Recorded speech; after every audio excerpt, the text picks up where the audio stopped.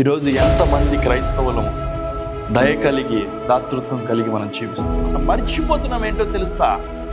ఈ లోకానికి దయ అంటే ఏంటిది, కరుణ అంటే ఏంటిది, అసలు దాతృత్వం అంటే ఏంటిది, ఇవ్వడం అంటే ఏంటిది అన్నది ఒక క్రైస్తవుడే నేర్పించాడు. మనలో దయ పుట్టట్లేదు కాబట్టే, మనలో ఆ కరుణ లేదు కాబట్టే కొంతమంది ఆ చిన్న చిన్న పసిబిడ్డల్ని ఆ రీతిగా మార్చుతున్నారు పిల్లలు. దాని కారకులు ఎవరు? వారా మనమా? Praise the Lord to all. నా ప్రభువుడు రక్షకుడైన యేసు క్రీస్తు నామములో మీ అందరికీ శుభాలు వందనాలు తెలియజేస్తున్నాను. ప్రియులారా, మీరందరూ క్షేమంగా ఉన్నారని నేను భావిస్తున్నాను. ప్రియులారా, ఈరోజు క్రైస్తవుడు, సంఘాలు, కాపరులు ఒక విషయాన్ని మర్చిపోతున్నాం. ఏంటంటే దయ కలిగి జీవించడం, దాతృత్వం కలిగి జీవించడం. క్రైస్తవ మూలాలే దాతృత్వం మీద నిలబడి ఉన్నాయి. ప్రియులారా, 37వ కీర్తన 3వ వచనంలో ఈ రీతిగా రాయబడి ఉంది: యెహోవా యందు నమ్మిక ఉంచి మేలు చేయుడి. దేవుని యందు నమ్మిక ఉంచి ప్రతి ఒక్కరికి మేలు చేయమని దేవుని వాక్యం సెలవిస్తుంది. ఈరోజు ఎంతమంది క్రైస్తవులము దయ కలిగి దాతృత్వం కలిగి మనం జీవిస్తున్నాం. దేవుని వాక్యంలో మీరు చూసినట్లయితే ద్వితీయోపదేశ కాండము 15వ అధ్యాయము 11వ వచనం మీరు చూసినట్లయితే, బీదలు దేశములో నుండక మానరు, అందుచేత నేను నీ దేశములోనున్న నీ సహోదరులకు దీనులకును బీదలకును అవశ్యముగా నీ చెయ్యి చాపవలెనని నీకు ఆజ్ఞాపించుచున్నాను. బీదలను అవశ్యముగా నువ్వు కనికరించమని దేవుని వాక్యం సెలవిస్తుంది. వారి కొరకు నీ చేతులు చాపమని దేవుని వాక్యం సెలవిస్తుంది. ఈ రోజుల్లో ఎంతమంది క్రైస్తవులు ఇలాంటి స్పృహ కలిగి బ్రతుకుతున్నారు పిల్లారా? ఇది దేవుడు ఆజ్ఞారూపకంగా ఇచ్చాడు. ఇది ఖచ్చితంగా చెయ్యాలి. నేను నీకు ఇచ్చిన దేశంలో బీదలు ఉంటారు. ఆ బీదలను కనికరించాలి, ఆ బీదలకు సహాయం చేయాలి, ఆ బీదలను మేలు చేయాలి, ఆ బీదలను ఆదరించమని దేవుని వాక్యం సెలవిస్తుంది. ఈరోజు ఎంతమంది నిజంగా ఇలాంటి కార్యం చేయడానికి ఇష్టపడుతున్నారు? మీరు ఎన్నోసార్లు రోడ్డు మీదకి వాహనాల్లో వెళ్ళిండొచ్చు. మీరు వెళ్ళినప్పుడు అది బస్సులో అయినా, కారులో అయినా, ఒక 2 వీలర్లో అయినా, ఆటోలో అయినా మీరు వెళ్ళినప్పుడు ఎంతోమంది పేదవారు వచ్చి మిమ్మల్ని అడుక్కుంటూ ఉంటారు. నేను ఒకరోజు కారులో వెళ్తుండగా నేను నా స్నేహితుడు వెళ్తున్నాం. అయితే వాడు 2 బీదవాళ్ళు వచ్చి అడుక్కుంటే ఒకరికి ఇచ్చారు, ఒకరికి ఇవ్వలేదు. చేంజ్ ఉంది కదరా, ఇవ్వచ్చు కదా అని నేను అన్నాను. వాడు వెంటనే అన్నాడు, వాడికి అన్ని కాళ్ళు చేతులు బాగానే ఉన్నాయి, వాడికి ఎందుకు, వాడు ఏదైనా పని చేసుకొని బ్రతకచ్చు కదా. అంటే ప్రియులారా, గమనించండి, ఒక్కసారి నేను మిమ్మల్ని అడగాలనుకుంటున్నాను. మనం దానం చెయ్యాలంటే, మనం వారికి మేలు చేయాలంటే వారి శరీరంలో ఏదో ఒక అవయవం పాడై ఉండాలా? వారు చూడ్డానికి భయంకరంగా ఉండి, అంగవికాలంగా ఉంటే కానీ మన గుండెల్లో దయ పుట్టదా? అయితే క్రైస్తవుడు ఏం నేర్పించాలనుకుంటున్నాడు ఈ లోకానికి? ఒక అన్యుడు ఆ పని చేశాడంటే సరే, కానీ క్రైస్తవుడు ఏం చేస్తున్నాడు? క్రైస్తవుడు కూడా అదే చేస్తున్నాడు. ప్రియులారా, మీరు ఎప్పుడైనా రోడ్డు మీద పోయేటప్పుడు మీకు బాగా దయ ఎప్పుడు పుడుతుందో తెలుసా? ఆ వ్యక్తి దయనీయమైన స్థితిలో, ఏ అవుటితనంతోటో, ఏ గుడ్డితనంతోటో, లేదా ఏ కాలు మీద ఏ పుండుతోటో భయంకరమైన స్థితిలో ఉంటే మీకు గుండె లోతుల్లో నుండి దయ పుడుతుంది. కానీ అదే వ్యక్తి అన్నీ బాగా ఉండి, అంతా బాగా ఉండి, అయ్యా దానం చేయండి అని అడిగితే మటుకు మన గుండెల్లో దయ పుట్టదు. పైపెచ్చు కాళ్ళు చేతులు సరిగ్గానే ఉన్నాయి కదా, పని చేసుకోవచ్చు కదా అని ఎన్నెన్నో మాటలు మాట్లాడతాం మనం. కానీ దేవుని వాక్యం ఏం చెప్పిందో తెలుసా ప్రియులారా? ఒకవేళ నీ దగ్గరికి ఎవరైనా మేలు కోసం వస్తే, బీదవాడైన నిన్ను ఎవరైనా శరణు జొచ్చితే వారికి మేలు చేయమని, వారికి మేలు చేసేటప్పుడు నీ చెయ్యి వెనక్కి తీయొద్దని, వ్యర్థమైన అనవసరమైన ఆలోచనలోకి వెళ్ళొద్దని దేవుని వాక్యం సెలవిస్తుంది. ప్రియులారా, ఈరోజు దానిని బట్టే కదా కొంతమంది సిండికేట్గా మారి చిన్న చిన్న పసిపిల్లల్ని కూడా తీసుకొని వచ్చి వాళ్ళని బలవంతంగా అంగవికలాంగులుగా మార్చి రోడ్ల మీద పడేసి వెళ్ళిపోతున్నారు. ఎవరి ద్వారా ఈ అలవాటు వచ్చింది? మనలో దయ పుట్టట్లేదు కాబట్టే, మనలో ఆ కరుణ లేదు కాబట్టే కొంతమంది ఆ చిన్న చిన్న పసిబిడ్డల్ని ఆ రీతిగా మార్చుతున్నారు. పిల్లలు, దాని కారకులు ఎవరు? వారా మనమా? ఒక్కసారి ఆలోచించండి. ఒక్కసారి ఆలోచించండి. దేవుని వాక్యం సెలవిస్తుంది, అవశ్యముగా నువ్వు వారికి మేలు చేయాలి, అవశ్యంగా నీ చేతులు వారి వైపు చాపాలి. దేవుని వాక్యం సెలవిస్తుంది ప్రియులారా, మత్తయి సువార్తలో దేవుడు 25వ అధ్యాయంలో 2 గుంపులను వేరు చేశారంట. ఆ గుంపులో ఒక వారి వైపు తిరిగి దేవుడు అన్నాడు, యెహోవా చేత ఆశీర్వదించబడిన వారులారా రండి, మీ కొరకు సిద్ధపరిచిన రాజ్యాన్ని స్వతంత్రించుకోండి అన్నాడు.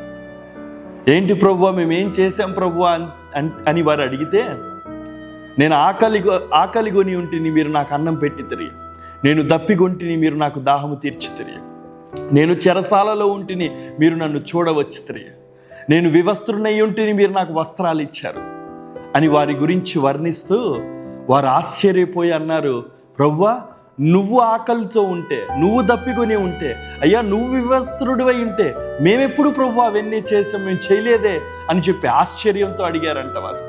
అయితే ప్రభు అన్నాడు, ఈ అల్పులైన వారిలో ఎవరికైనా ఒక్కరికి మీరు చేసింటే అది నాకు చేసినట్లే అన్నారు. ప్రియులారా, మర్చిపోతున్నాం ఏంటో తెలుసా, క్రైస్తవ సమాజం నిర్మించబడిందే ఈ దయా కరుణ మీద. నా దేవుడు పరలోకాన్ని విడిచి భూలోకానికి వచ్చి ఆయన మన మీద దయ చూపలేదా? ఆయన మన మీద కరుణ చూపలేదా? ఆయన జీవించిన 33.5 సంవత్సరాల్లో నా ప్రభు ఎంతమందికి మేలు చేశాడు? ఎవరి దగ్గర నుంచి ఏదైనా ఆశించాడా ఏ రోజైనా? ఏదైనా అడిగాడా ఏ రోజైనా? పోనీ ఎవరైనా బాగా మమ్మల్ని ఒక్కసారి జ్ఞాపకం చేసుకో ప్రభువా అని చెప్పి ఏ రోజైనా బ్రతిమలాడారా? ఏమి చేయకుండానే నా ప్రభు మేలు చేశాడు. ప్రియులారా, నా దేవునికి మేలు చేయడం తెలుసు. ఆయన పిల్లలు అనిపించుకుంటున్న మనకేం తెలుసు? ఒక్కసారి ఆలోచించండి. ఈరోజు సంఘాలు అమోఘంగా విస్తరిస్తున్నాయి, కానీ అంతే స్థాయిలో దాతృత్వం విస్తరిస్తుందా? ఒకప్పుడు క్రైస్తవ సమాజాన్ని మీరు చూసినట్లయితే ప్రియులారా, ఎంతోమంది మిషనరీస్ వారికి ఉన్న చరస్థిరాస్తులు అమ్ముకొని వచ్చి ఇక్కడికి, వారికి ఏమాత్రము సంబంధం లేని భారతదేశంలో స్కూల్స్ నిర్మించారు, హాస్పిటల్స్ నిర్మించారు. ఏ సామాన్య మనుష్యుడికైతే వైద్యము విద్య దూరంగా ఉందో అలాంటి సామాన్యుని దగ్గరికి వాటిని తీసుకొని వచ్చారు, మేలు చేశారు. కానీ ఈరోజు క్రైస్తవ లోకంలో అలాంటివి ఉన్నాయా? ఒక్కసారి ఆలోచించండి. ఒక్కసారి ఒక 30-40 ఏళ్ళ నుండి మీరు ఒక్కసారి ఆలోచించండి. అలాంటి స్కూల్స్ కానీ అలాంటి హాస్పిటల్స్ కానీ నిజంగా అవసరాల్లో ఉన్న వారి కోసం నిర్మించబడ్డాయా? ఒక్కసారి ఆలోచించండి. ఆకలితో మాడిపోతున్న వాడికి అన్నం పెట్టి సువార్త చెప్తే వింటాడా? లేదా వాడి ముందు ఈ దైవ గ్రంథాన్ని ముందేసుకొని చెప్తే వింటాడా? ఒక్కసారి ఆలోచించండి ప్రియులారా. నేను ఒక పేదవారి గురించి మాట్లాడట్లేదు. బహుశా అవసరాల్లో నీ స్నేహితుల్లో ఉండొచ్చు, నీ బంధుమిత్రుల్లో ఉండొచ్చు, నీ చుట్టుపక్కల వారు ఉండొచ్చు. దేవుని వాక్యం సెలవిస్తుంది, అవసరంలో ఉన్నవాడు నీ ఎదుట కనిపించినప్పుడు సహాయం చేయడం మానకు. సహాయం చేయడం మానకు, నీ చేయి వెనక్కి తీయకు. సామెతల గ్రంథం మీరు చూసినట్లయితే 3:27లో ఒక మాట రాయబడి ఉంది ప్రియులారా, మేలు చేయటాన్ని చేతనైనప్పుడు దాని పొందదగిన వారికి చేయకుండా వినతీయకుము. ఒకవేళ నువ్వు మేలు చేసే స్థితిలో ఉంటే నీ చేయి వెనక్కి తీయద్దని దేవుని వాక్యం సెలవిస్తుంది. నిజంగానే ఒక్కసారి ఆలోచించండి. ఒకవేళ నిన్ను దేవుడు ఒక ఉన్నత స్థితిలో ఉంచాడు, ఒక ఉన్నత స్థాయిలో నిన్ను నిలవబెట్టాడంటే దానికి అర్థం ఏంటో తెలుసా ప్రియులారా? ఎవరైనా నీ ఎదుట నిజంగానే అవసరాల్లో, ఇబ్బందుల్లో, ఇరుకుల్లో నలిగిపోతుంటే వారిని నీ కనుదృష్టికి తీసుకొని వచ్చాడంటే అర్థం ఏంటో తెలుసా? నీ ద్వారా వారికి సహాయం చేయాలని దేవుడు అనుకుంటున్నాడని. ప్రియులారా, గమనించండి. ఎప్పుడైతే నువ్వు దాతృత్వం కలిగి చేయి చాపుతావో నీలో క్రీస్తు కనపడతాడు, నీలో ప్రభు కనపడతాడు, ఆయన గుణలక్షణం నీలో వెరసిల్లుతుంది. అయితే ఈరోజు ఎంతమంది క్రైస్తవులు ఆలోచిస్తున్నారు? సేవకులకి నా విజ్ఞప్తి ఏంటో తెలుసా ప్రియులారా? ప్రతి సేవకుడు ఈ దాతృత్వం ఎంత గొప్పదో తన సంఘంలో వివరించాలి. తన ఎదుట కూర్చున్న విశ్వాసికి దయ కలిగి ఎలా జీవించాలో విశ్వాసులకు నేర్పించాలి. శోచనీయం, బాధాకరం ఏంటంటే ఈ రోజుల్లో అలాంటి సేవకులు, అలాంటి సంఘాలు కరువైపోయాయి ప్రియులారా.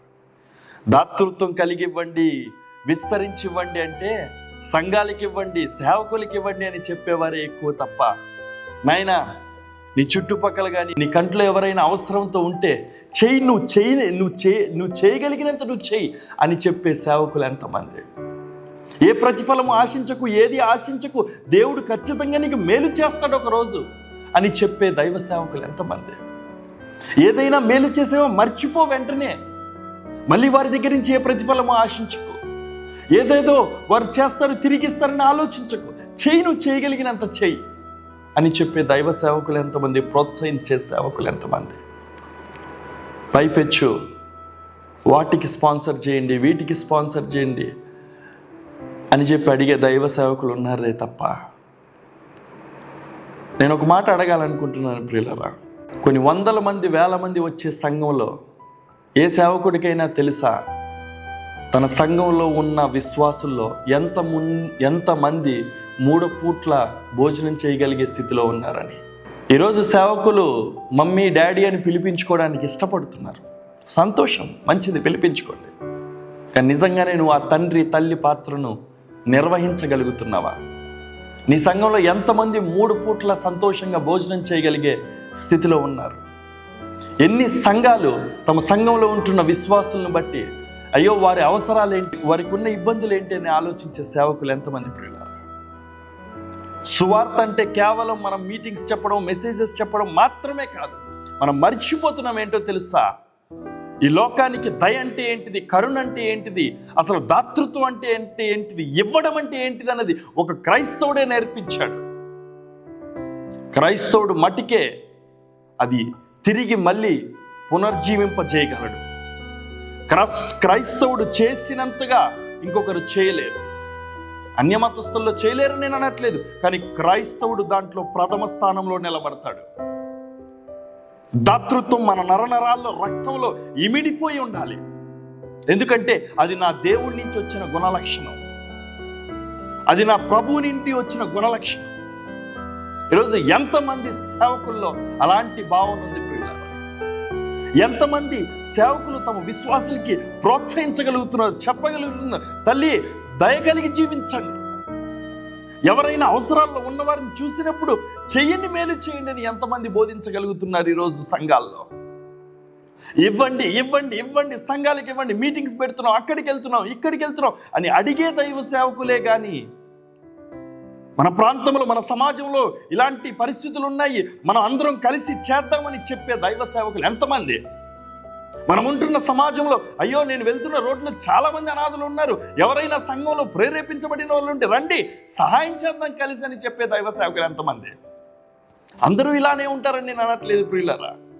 కానీ క్రైస్తవ సమాజం మన పునాదులు మర్చిపోకూడదు, మన విధానాలు మనం మర్చిపోకూడదు.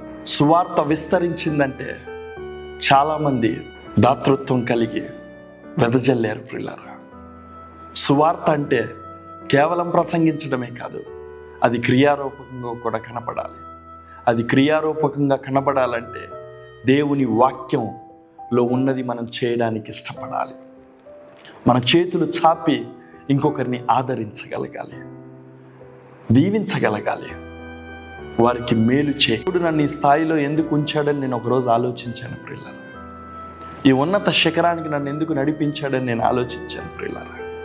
అందుకే నా సేవా జీవితంలో నాకు ఇవ్వడమే తెలుసు. ఏ రోజు ఎవరి దగ్గర నుంచి ₹1 తీసుకోలేదు. ఇవ్వడంలో ఉండే తృప్తి వేరు ప్రియులారా. అందుకే దేవుని వాక్యం సెలవిస్తుంది, పుచ్చుకొనుట కంటే ఇచ్చుట మేలని. ఈరోజు క్రైస్తవ సమాజం తీసుకోవడంలో చాలా సంతోషంగా ఉన్నారు. వాళ్ళకి ఏదైనా తీసుకోవడం అంటే చాలా ఇష్టం, ఇవ్వడం చాలా బాధాకరం. అది దైవ సేవకులైన విశ్వాసులైన. ఒకసారి ఆలోచించండి, నిలబడి దేవుని వాక్యం మనకి ఇదే నేర్పించిందా? దేవుడు మనతోటి ఇదే చేయాలనుకుంటున్నాడా? ఈరోజు పెద్ద పెద్ద సంఘాలు నిర్మించబడుతున్నాయి, దేవునికి మహిమ కలుగును గాక. కానీ నిజంగానే అంతే పెద్ద స్థాయిలో ఈ దాతృత్వం కలిగి మనం ప్రజల్ని ప్రభావితం చేయగలుగుతున్నామా? ఒక్కసారి ఆలోచించండి, నిలబడి. దేవుడు మిమ్మల్ని, మీ కుటుంబాలని దీవించును గాక. Thank you so much.